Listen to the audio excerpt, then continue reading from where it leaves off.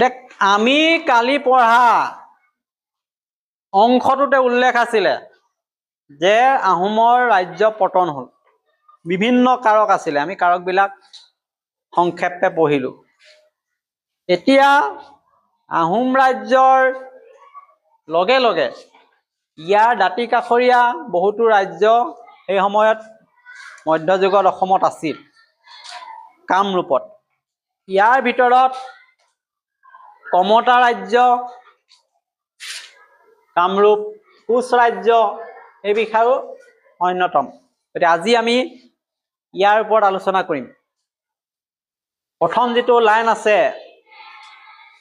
লাইনটোত কি কৈছে সম্ভৱত পুৰণি কামৰূপত শাসন কৰা পাল বংশৰ শেষ ৰজা আছিল কোন জয়পাল আছে না না প্ৰথম লাইনটো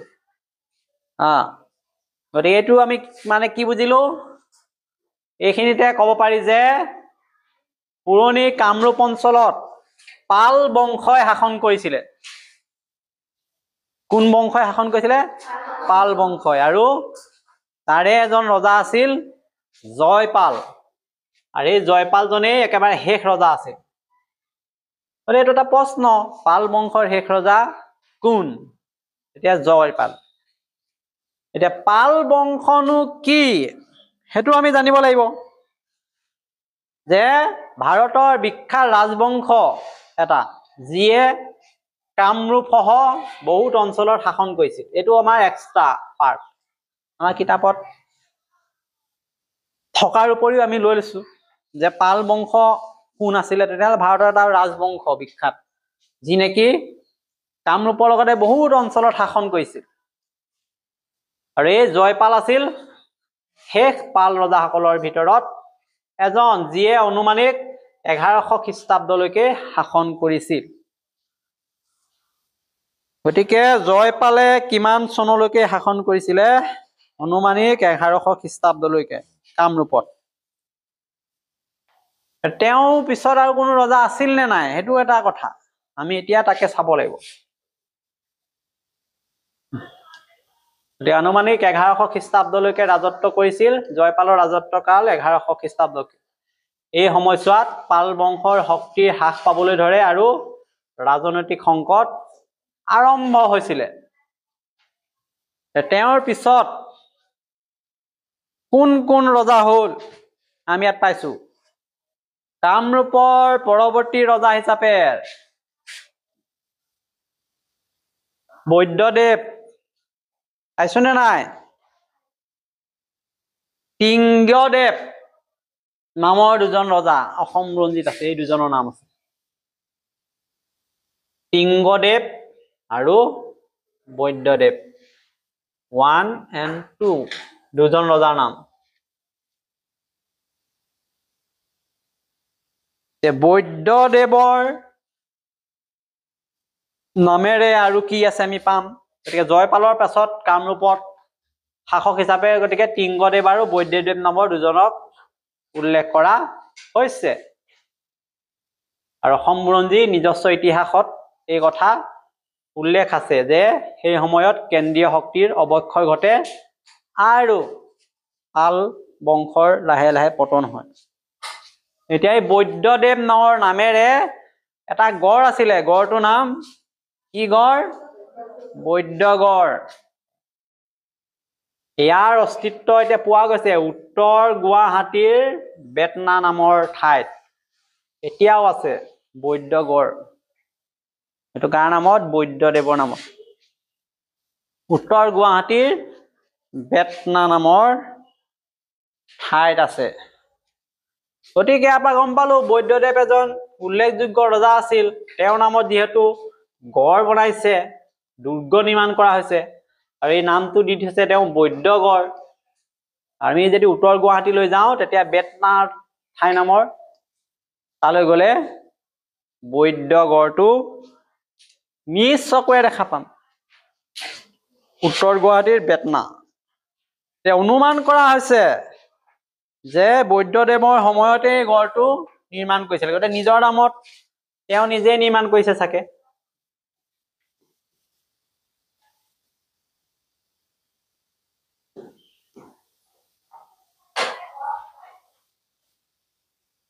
গতিকে ইতিহাসবিদসকলে সেইকাৰণে অনুমান কৰি লৈছে বুদ্ধদেৱে কামৰূপৰ সীমা ৰক্ষাৰ কাৰণে এই গড় নিৰ্মাণ কৰিছিল। গড় কেলে লাগে, নিৰ্মাণ কেলে কৰে গড়?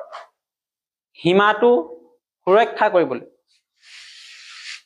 ঘৰৰ সীমাটোত কি দিয়ে? ৱাল দিয়ে। গড়ৰ নিচিনাই, যাতে বেলেগে আহিব নোৱাৰে, হঠাতে গৰু ছাগলী সোমাব নোৱাৰে। তেনেকে ৰাজ্যৰ সীমাত তেনেকে গড় দিছিলে বৈদ্যদেৱে, বৈদ্যগড়। সম্ভৱতঃ বৈদ্যদেৱে কামৰূপত 1140 খ্ৰীষ্টাব্দলৈকে ৰাজত্ব কৰিছিল। এই চনটো লাগিব। বৈদ্যদেৱৰ শাসন তেতিয়াহ'লে 1140লৈকে হৈছিলে। আনুমানিক কৰিছে, এইটো ধৰি লৈছে। বৈদ্যদেৱটো সদায় নাথাকে, 1140ত মৃত্যু হ'ল। তেওঁৰ পিছত কোন আহিলে?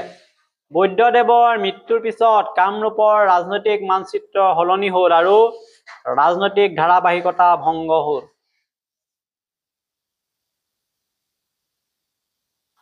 তেওঁ যেনেকুৱা আছিলে, তেওঁ পৰৱৰ্তী ৰজাসকল তেনেকুৱা নাছিলে। সেইকাৰণে তেওঁৰ মৃত্যুৰ লগে লগে কামৰূপৰ ৰাজনৈতিক স্থিৰতা নাথাকিলে, ধাৰাবাহিক ৰাজত্ব ভাঙি গ'ল, কেন্দ্ৰীয় শক্তি হ্ৰাস হ'ল, কমি গ'ল।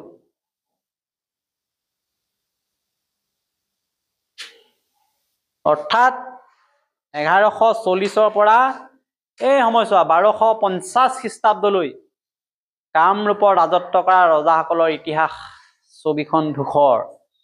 কোন আহিলে, কোনে শাসন কৰিলে, কিমান দিন কৰিলে, কি কাম কৰিলে, এনেকে স্পষ্টকে পোৱা নাযায় এই 110 বছৰৰ ইতিহাস। ধূসৰ শব্দটো যে ব্যৱহাৰ কৰিছে মানে কি? অস্পষ্ট, সন্দেহজনক।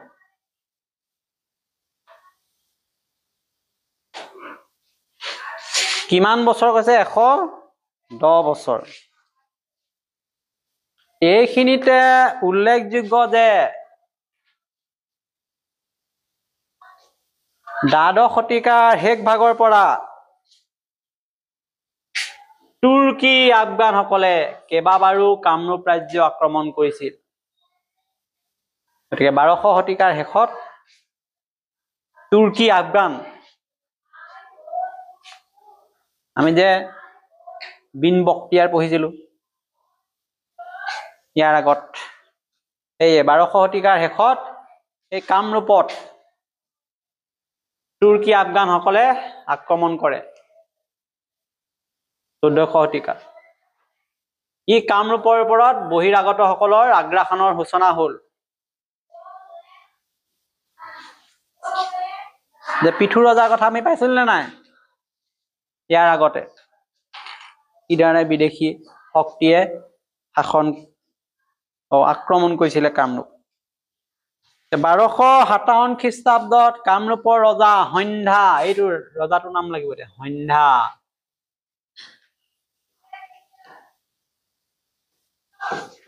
চনটো কি? 1257। কি কৰিলে তেওঁ? বংগৰ সুবেদাৰ ইতিয়াৰ উদ্দিন মালিক উজবেক তুঘ্ৰীল খাই কামৰূপ আক্ৰমণ কৰে। তেতিয়া ৰজা কোন আছিলে? তেতিয়া সন্ধ্যা। ক'ত ৰজা আছিলে? কামৰূপত। এই ৰকত এটা পালো বস্তু আমাক লাগিব যে 1257 খ্ৰীষ্টাব্দত কামৰূপৰ ৰজা সন্ধ্যাৰ ৰাজত্ব কালত কোনে কামৰূপ আক্ৰমণ কৰিছিল? তেতিয়া ক'ব লাগিব বংগৰ সুবেদাৰ ইতিয়াৰ উদ্দিন মালিক উজবেক তুঘ্ৰীল খা। গতিকে এইটো বহুত দীঘল নাম। ইতিহাসত এই নামটো বেছিকে আছে, তুঘ্ৰীল খা বুলি। পৰীক্ষাত এনেবে যে তুঘ্ৰীল খাৰ সম্পূৰ্ণ নামটো লিখা হ'বনে নাই এটা প্ৰশ্ন? এতিয়া আমি ক'ব লাগিব বংগৰ সুবেদাৰ ইতিয়াৰ উদ্দিন মালিক উজবেক তুঘ্ৰীল খা। গতিকে কামৰূপৰ তেতিয়া ৰজা আছিলে সন্ধ্যা। তেওঁ বংগৰ তুৰ্কী শাসক তুঘ্ৰীল খাই কামৰূপ আক্ৰমণ কৰিছিলে। সুবেদাৰ মানে কি? সুবেদাৰ যে কৈ আছে, সুবেদাৰ মানে হ'ল মোগল নহয়, মোগল শাসন ব্যৱস্থাত আঞ্চলিক গভৰ্ণৰ, কোনো এটা নিৰ্দিষ্ট অঞ্চল এটা চাবলৈ যিটো শাসকৰ দায়িত্ব দিয়ে ইয়াক সুবেদাৰ বুলি কয়। এইটো বংগৰ অঞ্চলটো চাবলৈ দিছিলে মোগলে, বংগৰ সুবেদাৰ। এতিয়া ৰজা সন্ধ্যাৰ দিনতেই তুঘ্ৰীল খাই কামৰূপ আক্ৰমণ কৰিছে। এতিয়া সন্ধ্যাৰ ৰজা এনে থাকিবনে? কি কৰিলে? কামৰূপৰ ৰজা সন্ধ্যাই এই আক্ৰমণ প্ৰতিহত কৰি কামৰূপ ৰাজ্যৰ ৰাজধানী উত্তৰ গুৱাহাটীৰ পৰা কমতাপুৰলৈ স্থানান্তৰ কৰিলে।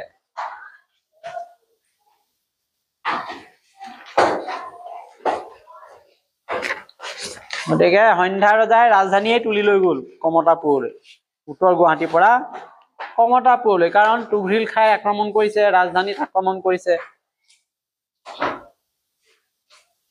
গতিকে তুঘ্ৰীল খাইৰ আক্ৰমণক প্ৰতিহত কৰে, ৰাজধানী উত্তৰ গুৱাহাটীৰ পৰা কমতাপুৰলৈ স্থানান্তৰ কৰে। ইয়াৰ ফলত ৰাজনৈতিক কেন্দ্ৰ স্থানান্তৰ হৈ গ'ল। আৰু তেতিয়াৰ পৰা ৰাজ্যখনৰ নাম হয় কমতা ৰাজ্য। এই কমতা ৰাজ্য কেনেকে হ'ল? সন্ধ্যা ৰজাই লৈ গ'ল উত্তৰ গুৱাহাটীৰ পৰা ৰাজধানী, কামৰূপৰ ৰাজধানী। তাৰ দিনত তুঘ্ৰীল খাইয়ে আক্ৰমণ কৰাৰ পিছতে, আৰু সেই নামখনৰ কমতাপুৰলৈ যে দিলে, নতুন ৰাজ্যৰ নাম দিলে কমতাপুৰ।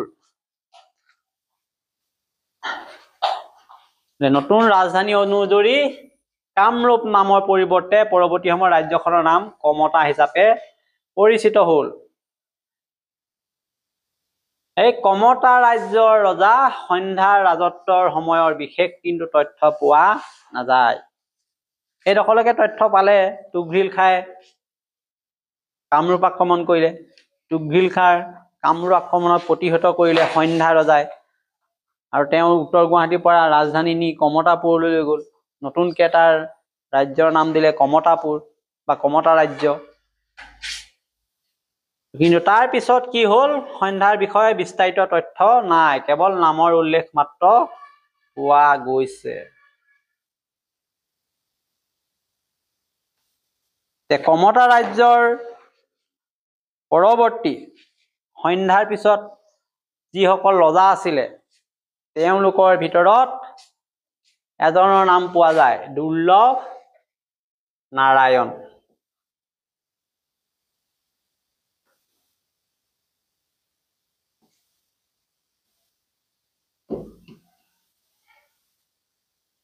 এতিয়া আমাক সুধিব সন্ধ্যা ৰজাৰ পিছত কমতাপুৰত কোন ৰজা হৈছিলে, তেতিয়া দুৰ্লভ নাৰায়ণৰ কথা ক'ব লাগিব। কমতা ৰাজ্যৰ উল্লেখযোগ্য ৰজাসকলৰ ভিতৰত দুৰ্লভ নাৰায়ণ অন্যতম আছিল। তেওঁক কিছুমান দন্ত কথাটো উল্লেখ কৰা হয়। এতিয়া আমি যে শংকৰদেৱৰ কথা কৈ থাকো, এই মহাপুৰুষ শ্ৰীমন্ত শংকৰদেৱৰ উপৰি পুৰুষ আছিলে চণ্ডীবৰ ভূঞা। এই চণ্ডীবৰ কাৰ সময়ত আছিলে? দুৰ্লভ নাৰায়ণৰ সময়তে আছিল। ই আমাৰ বাবে সময় নিৰূপণত সহায়ক হয়। বোলে দুৰ্লভ নাৰায়ণৰ শাসন কালতেই শংকৰদেৱৰ পূৰ্বপুৰুষ, উপৰি পুৰুষ চণ্ডীবৰে বাস কৰিছিলে।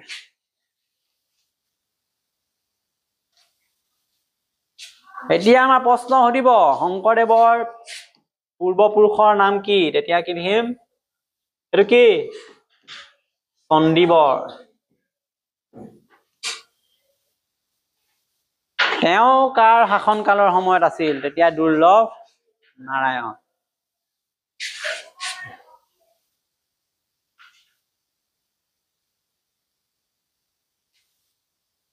বিভিন্ন প্ৰচলিত আখ্যানৰ পৰা জনা যায় যে কিতাপত দুৰ্লভ নাৰায়ণৰ পৰৱৰ্তী ৰজা ইন্দ্ৰনাৰায়ণক হত্যা কৰি আৰিমত্ত নামৰ এজন উচ্চাকাংক্ষী ভূঞাই কমতাৰ সিংহাসন দখল কৰিলে। গতিকে দুৰ্লভ নাৰায়ণৰ পিছত ৰজা হ'ল ইন্দ্ৰনাৰায়ণ। ইন্দ্ৰনাৰায়ণক আকৌ আৰিমত্ত নামৰ এজন ভূঞা জমিদাৰ হত্যা কৰিলে, তাত কমতাৰ সিংহাসন দখল কৰিলে। আৰু তেওঁ কামৰূপ কমতাৰ ৰাজধানী এই উত্তৰ গুৱাহাটীলৈ আকৌ লৈ আহিলে বেতনালৈ। কমতাৰ শেষ ৰজা নীলাম্বৰৰ দিনত বংগৰ নবাব হুছেইন শ্বাহে কমতা আক্ৰমণ কৰি 1458 খ্ৰীষ্টাব্দত এই ৰাজ্য দখল কৰে। এতিয়া কমতাৰ শেষ ৰজাজনৰ নাম আহিব, নাম কি পালো? নীলাম্বৰ। কমতাৰ শেষ ৰজা।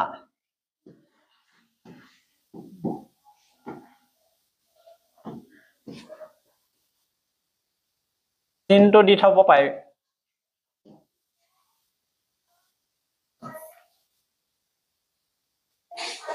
তেওঁৰ দিনত কোনে কমতা আক্ৰমণ কৰে? বংগৰ নবাব হুছেইন শ্বাহে 1498 খ্ৰীষ্টাব্দত। বংগৰ নবাব হুছেইন শ্বাহ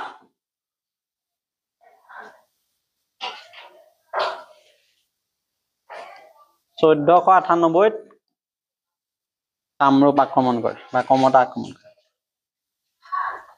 গতিকে এই পাঠৰ প্ৰথম পৃষ্ঠাৰ মানচিত্ৰখনত আমি পাইছিলো পশ্চিমে কৰতীয় নদীৰ পৰা পূবে বৰ্তমানৰ দৰং নগাঁও জিলালৈ বিস্তৃত এটা কমতা ৰাজ্যৰ কথা প্ৰথমতেই পঢ়িছিলো। কমতা ৰাজ্য ক'ৰ পৰা ক'লৈকে আছিলে?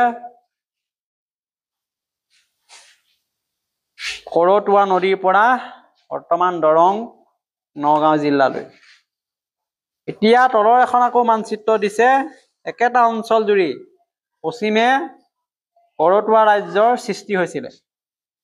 অবিভক্ত ইয়াত গোৱালপাৰা জিলা, কোচবিহাৰৰ কিছু অংশলৈ।